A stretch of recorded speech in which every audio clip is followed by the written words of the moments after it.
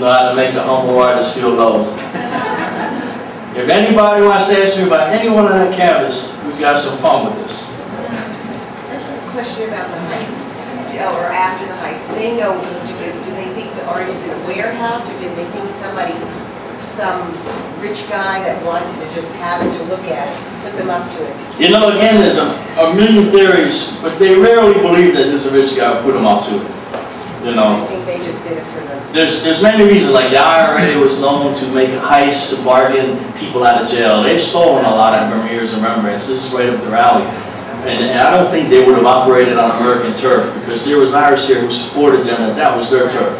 But they were known to use it as a bargaining tool. Other people use it to you know, as like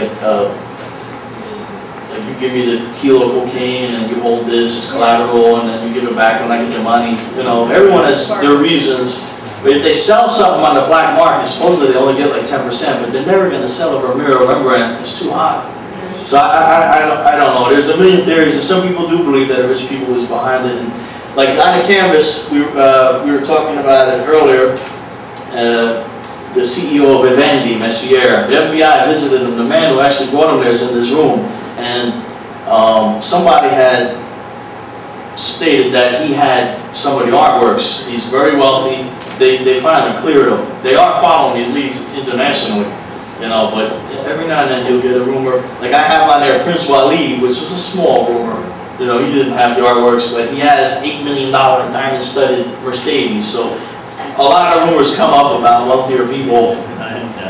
I think it's unlikely. Why do you think some of the other stolen art ended up in Serbia, of all places? That's very interesting, because they have very, very sophisticated criminals.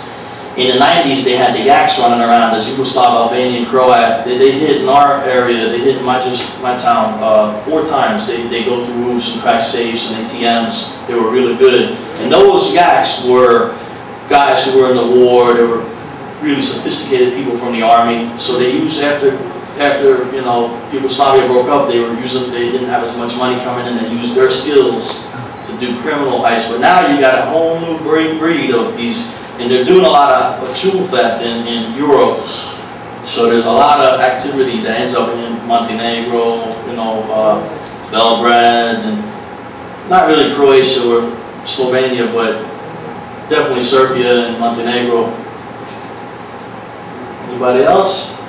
Pick a face, any face. What's your background in art? Are you self-taught? Did you go to certain schools? No. I did 3 years at a wonderful, enchanting little school in New Jersey called Ducray, and some students and teachers are here tonight to hang out with us. And you know, there was a very special connection to this place, because we had a portrait painter, Dr. Furman Fink. He lived up on Central Park West. He was a really wonderful guy. And he died when he was 97 and taught up to his last year, and he was a member here. And they still remember him and his wife. And Mr. Rossi was a member here too, taught at Ducray, and he used to sit at the one table every Thursday night. I then went on to SVA, which I'm proud to say many of my fellow students and teachers are here. And I got my degree from SVA, so I had a lot of good art training. And it's funny, because I always tell people, yeah, I want a naive look, and they tell you don't have a naive look, so I don't know. I just like, but I do just try to paint free, but it's the way I paint. Did you paint all those portraits that we saw? Excuse me? Did you paint all the portraits that we saw on the screen? Yes. The only thing I didn't paint, I can't take credit for it, was the haystacks. And are they still actively going through this case, trying to find it? They are still actively pursuing all leads. As a matter of fact, last week there was a lot of news that went international. They raided a mafioso's house named Gentile in Connecticut. Now this goes back to there was a guy named Guarente who supposedly got a hold of some of the paintings. His wife a couple years ago told agents she saw her husband pass off a painting to Gentile, who she didn't really know too well, but they were associates. They showed her pictures of the artworks supposedly, and she didn't ID any of them. She said, "Nah, I don't think those were, you know, she didn't ID any of the Gardner paintings as the ones she saw." But they still raided his house. They found weapons, and he's a convicted felon, so he did get arrested. He'll probably spend the rest of his life in prison. But they are still pursuing, and now there's word that they're going to open a new grand jury into this and start all over again. It'll never close. And this is one thing I hope that you do go on and bring this with you and investigate a little further, but at least keep it in your hearts and keep it in your thoughts. We don't want this to ever drift from our memory. I mean, it's been 22 years. What happens if it goes 80 years? Are they going to forget these paintings? You know, I mean, there was a Caravaggio stolen in Palermo from 1969, and people don't really talk about it too much anymore.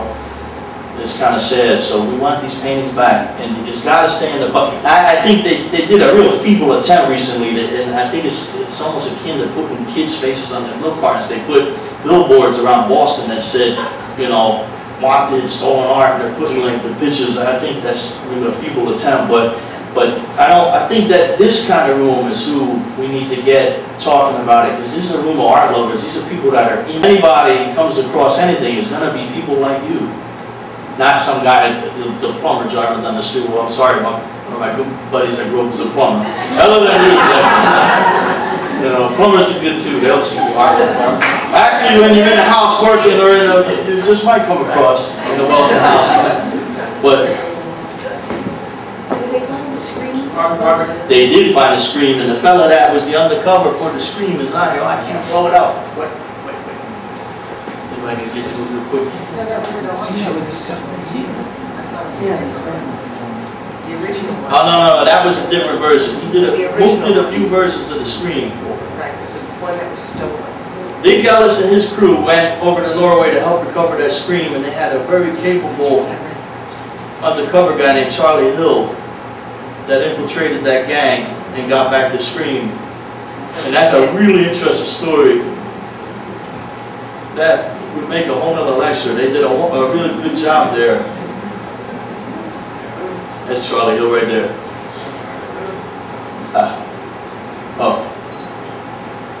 So Scotland Yard actually helped, and an interesting thing, he had an American parent. He was half bred, half American, and he went there on a fake passport. Like he posed to be, he pretended to be, he could fake a good Yank accent, so he pretended to be a dirty curator from the Getty Museum. The Getty was in on it. They totally cooperated. They thought it was a good cause, and so they made them fake passports. They entered into the country. They did a great job nabbing these guys. They fell for it. And then all the charges were dropped because they have some strange law, and they said that it wasn't very ethical that the police, like we are allowed to lie to criminals, especially if you're undercover. So I mean, so he came in on a fake passport, and that was one of the reasons why the charges were dropped. It's kind of absurd. Yes? It sounds like they knew what they were looking for. They bypassed Michelangelo for... I personally think it's a matter of taste. Alex there thinks it was Italians that did it. I think it was Irish. Italians don't have that kind of tip for the most part. How would you do Michelangelo without that? But you see what I'm saying? I think it was, they were things that they knew, like, and what they can relate to. That they went with the Irish taste. That's why I really believe in the Irish connection, is that it was Rembrandt, it was Vermeer, it was some horses. Irish people love horses, you know? put up to it by somebody that I think that this place was cased so many times, it was a matter of time. They're lucky that the whole entire museum didn't get cleaned out, and that they only took what they did. They tried to get a fourth Rembrandt. It was taken off the wall, but I guess it was too much work getting them out of the Springs, and they left it there. It was really nice. I think he was 21 when he did the self-portrait. Thank God they didn't get that. Yes? Are crime statistics still a hot topic in Boston locale? Our crime statistics? I mean, has there been a decline in crime, or is it things? In Boston? Yeah. I would think it's down. I don't know. I know that certain cities in Massachusetts have high crime, like Springfield. I'm not sure. It's a big city, though. Robert? Yeah.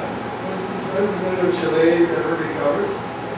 Was the what? The Chile, was that ever recovered? Yes, it was.